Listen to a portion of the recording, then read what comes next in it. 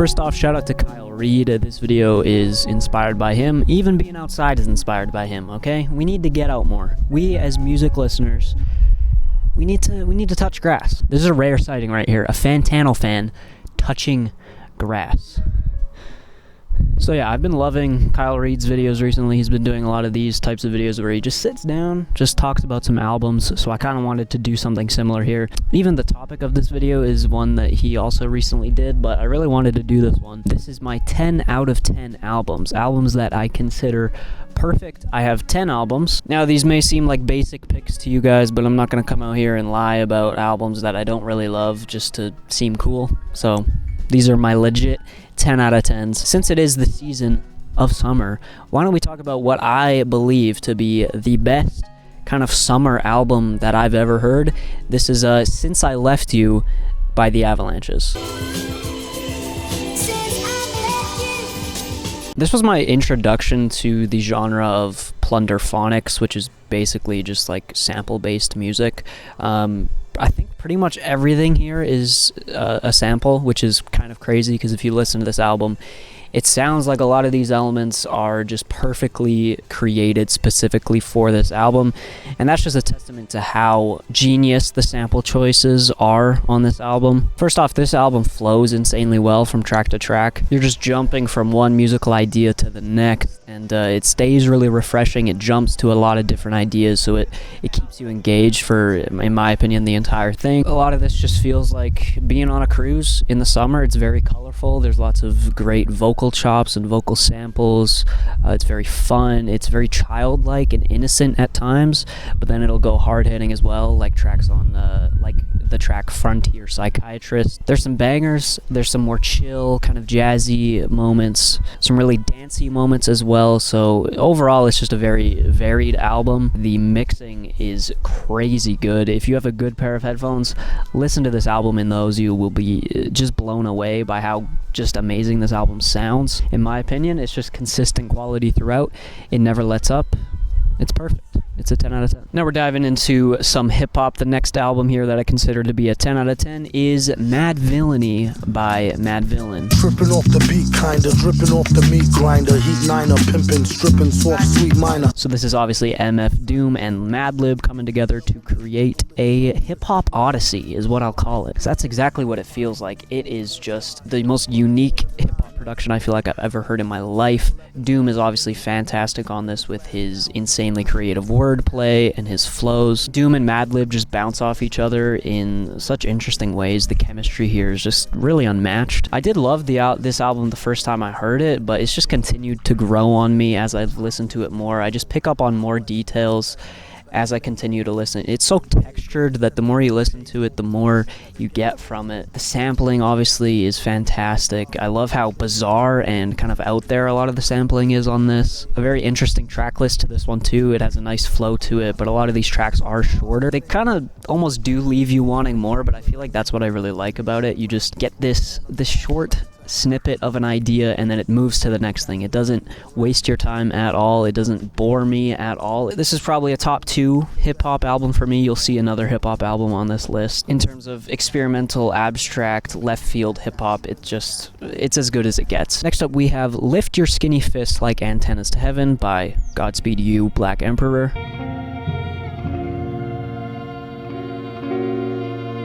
Now yes, this is kind of Fantano core, I know.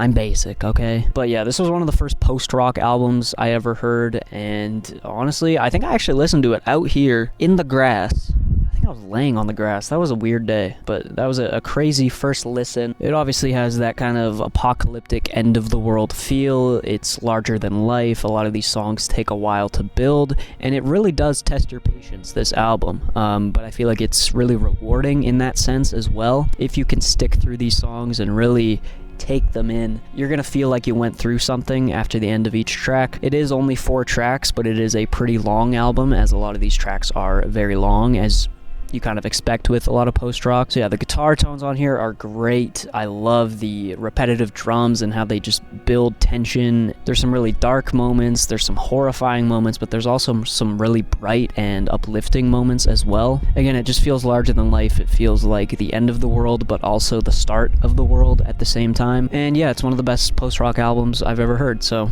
it's a 10. It's a 10, baby. Next up is actually one of my most recent 10s. This is Chico Aoba's Windswept Adan.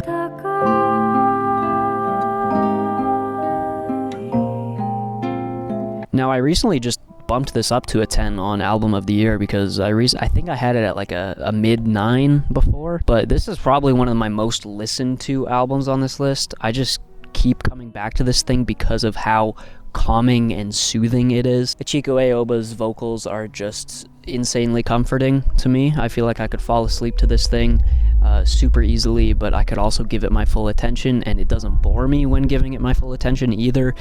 It's one of those albums where it fits so many different moods that you can be in that it ends up being in my rotation quite a bit. A lot of these tracks are really delicate and gentle and serene. They're very minimal. You're not going to find a lot of, I don't think is there any drums? I don't think there's any drums on this album. You're not going to find any huge explosive moments. A lot of it is very subtle, but it's very detailed, and just the performances, the guitar work by Chico Aoba is just excellent. I love the songwriting. Obviously, I don't know what she's saying, but that doesn't even matter because the atmosphere of this album is just so unique. And yeah, it's gentle, it's soothing, it fits a lot of vibes, in my opinion, a lot of moods that I'm in. Now, here's another album that I find to be pretty calming and soothing, but also kind of sad. This is Pink Moon by Nick Drake. I saw it written and I saw it say,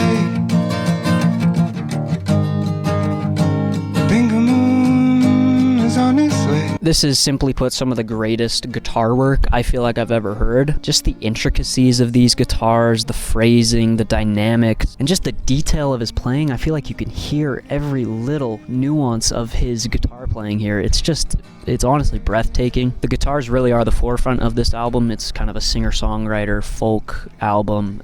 You're not going to get any drums. It's just usually a guitar, sometimes a piano, and his voice. And it really just creates a super intimate album. The guitars do take a lot of the melodic weight of this album. You're not going to find Nick Drake really hitting a bunch of crazy notes or doing really intricate melodies with his voice. A lot of that, again, weight is taken by the guitars, but they never feel too busy or overpowering either. They do give enough space to Nick Drake's vocals to make them feel like they're working together. This album just perfectly walks the line of being complex but also simple, and it's just, again, soothing, calming. It's very sad, it's contemplative, it's thoughtful. I love the kind of fuzzy quality of a lot of these recordings as well.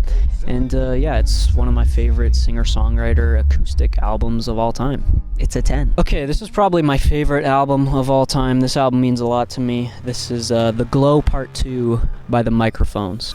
I took my shirt off in the yard.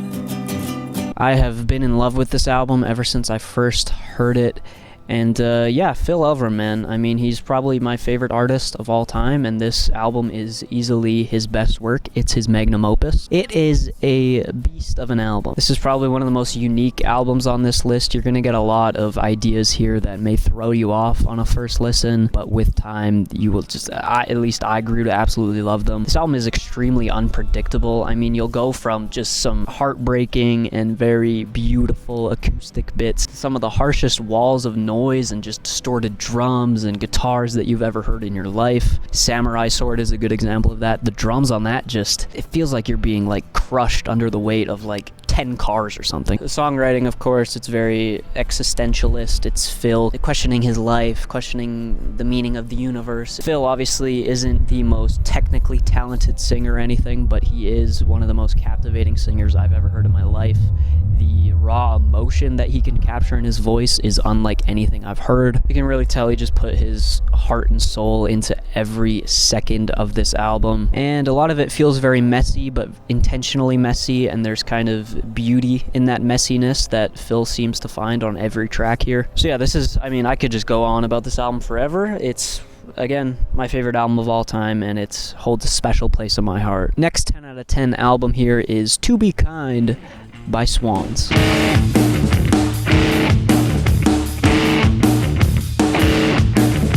The more I do this list, the more basic I realize my 10 out of 10 list is. Maybe I should have lied. But yeah, another kind of post-rock album here, and this thing is strange. This thing is terrifying at points. Michael Gira goes insane on a lot of these tracks, and his vocals are just incredible. You're gonna find him doing a lot of weird stuff on this album, so if you're not prepared for that, maybe don't listen to this. I mean, similar to the Godspeed album, a lot of these tracks take a long time to build, but they do reward your patience.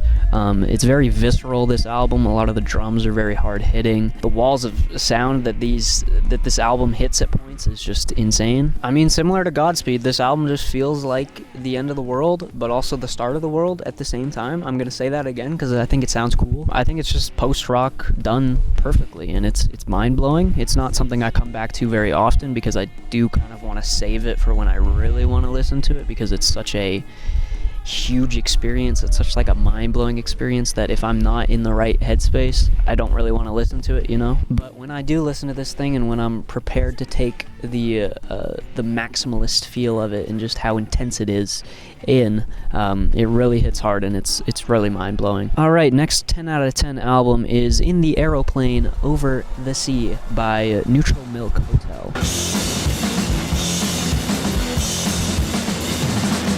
Now, this is an album that probably grew on me the most on this list. I didn't love this on a first listen, and a lot of that came down to Jeff Mangum's vocals. I found it really hard to get into his nasally and kind of whiny vocal tone. I don't know, there's something really charming about it. There's something very human and unique and emotional about his vocals that I now just love. The overall soundscape of this album is really cool, with the horns, the acoustic guitar. Just the overall soundscape of this album is really cool. It's really fuzzy. I love the use of horns. It just uses a lot of unique instruments that I feel like you don't usually find on this type of record. I think the songwriting is really what steals the show with this album, though. The lyrics, to be honest, are still something that I don't fully understand on this album. There's a lot of references to things, obviously the Anne Frank thing. They're very abstract. There's lots of depth to them. A lot of the tracks do seem to be about kind of trauma, childhood memories, love. So yeah, this thing's great. It's very catchy at points as well, which I think is kind of an underrated aspect of it, because obviously it's strange, but that catchy factor makes me want to come back to it quite a bit. The mixes sound great. I love how punchy everything is, and again, that fuzzy quality is really powerful to me. So yeah, it's a 10 out of 10. Alright, my second last album here that I believe is a 10 out of 10 is a predictable one. This is To Pimp a Butterfly by Kendrick Lamar. Walked out the gas station, a homeless man with a sandy tan complexion asked me for 10 rand, stressing about dry land. I've talked about this album a lot. I mean, everybody knows how amazing it is and how important it is, not only for hip-hop and music, but society in general. The jazz instrumentation obviously is fantastic. The flow of the album with the poem running through. Kendrick is just at the top of his game lyrically and in terms of the different voices and flows that he uses. Obviously, the messaging here is very thoughtful. It's very introspective. Kendrick points out his own hypocrisies. People may think this thing is super political going into it, and while there is political aspects of it, it feels like more just a dive into Kendrick's psyche more than anything. Obviously, it's got some of Kendrick's best songs of all time. You, an extremely emotional performance. How Much a Dollar Cost. That beat and that story is fantastic. The Blacker the Berry, just a very visceral and important message. Starts off with Wesley's Theory with some of the craziest hip-hop production you'll ever hear. It's like, okay, Kendrick,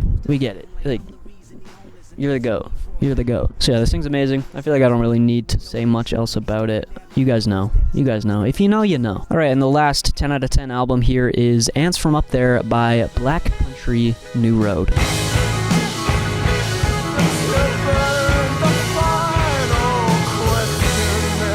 I mean, this album made me cry. This album made me cry like a little baby. You can go check out my reaction if you haven't seen it. It's a very human album. It's a very emotional and raw and heartbreaking and devastating album, especially with, obviously, Isaac's departure. The compositions here are breathtaking. The songwriting is fantastic. Isaac's vocal performances are just... this really feels like them leaning into kind of that Arcade Fire sound that they were kind of shooting for, but kind of just elevating that to a whole new level, taking that kind of epic sad feel and really putting it at 100, you know. Yeah, I mean, this album was a 10 out of 10 the first time I heard it. It's still a 10 out of 10 now. It blows me away every time I hear it. I love the recording of everything here. I love how simple everything feels in terms of the production. There's no fancy gimmicks going on at all. Again, it's just very real and raw and emotional, and yeah, Isaac just completely steals the show as the front man. So yeah, this thing's a 10 out of 10. It's amazing. Go listen to it if you haven't. And yeah, those are my current 10 out of 10 albums. 10 albums here that I believe are perfect. And let me know your thoughts on this video down below. Again, shout out to Kyle Reed for the inspiration. And let me know your 10 out of 10s down below as well. I'd love to see those in the comments. That's going to do it. Leave a like, go subscribe, go join the Patreon if you want to see some uncut reactions. And I'll see you guys in the next video. Peace out.